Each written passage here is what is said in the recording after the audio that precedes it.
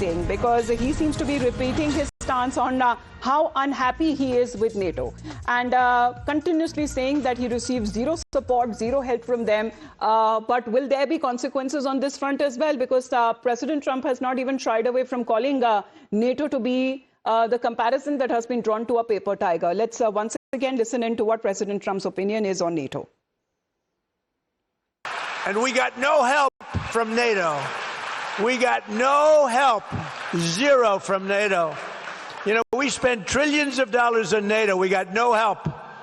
We didn't need it, but we got none.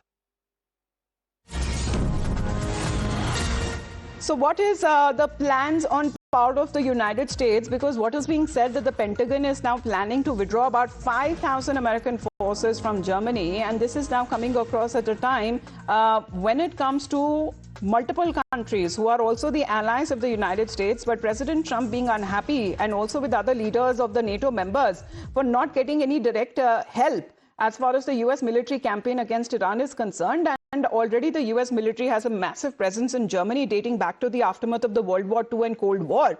And there are more than 36,000 active duty troops that has been assigned to bases throughout Germany as of last December. And this seems to be the movement that is now being said as far as the key operations hub is concerned of the United States. We're looking at this movement of the troops. So Mayank, what does it indicate? 5,000 troops are exiting from Germany.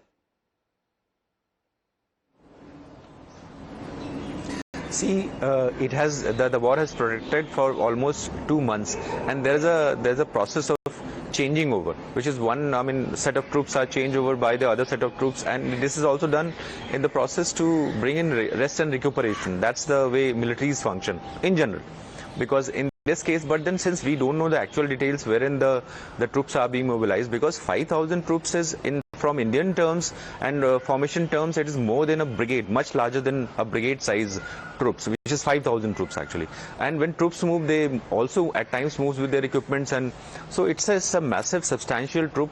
So and there is another technical term which is called as reorbiting. So you base your forces to gain the maximum advantage by basing those forces. So that could also be going from American perspective. But as far as understanding it from the way that as if US is moving out its troops because they are angry or they are not happy with the way the NATO is taking place, that would be a far-fetched thing. But we will definitely have to wait post the war, once the war is over, that in what shape the NATO will come out or emerge. That definitely we'll have to watch.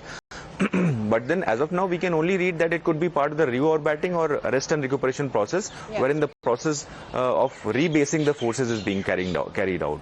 All right. Well, that seems to be another concern there. Let's, in the meantime, also talk about what President Trump has now been saying, because let's, in the meantime, get you his latest reaction, because he now seems to be talking about the seizing of the ships that is being done on part of the US Navy.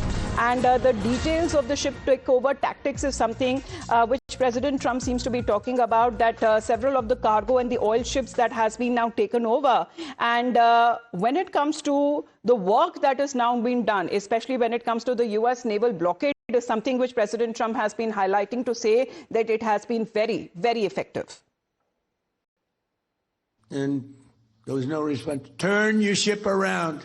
Evacuate your engine room immediately. And you see all these guys running out of there. Now, they're 5 miles away, and one shot into the engine room, blew up the engine room. The ship stopped. They used tugboats, and then we landed on top of it. On top of everything else, we then land on top of it, and we took over the ship. We took over the cargo, took over the oil. It's a very profitable business. Who would have thought we were doing that? We're like pirates. We're sort of like pirates. But we're not playing games because, you know, for 47 years, Iran has been pushing everybody around. So actually, if you hear him, he's actually likening US Navy to pirates then. All right. In the meantime, we head into a very short break. You're watching Times Now.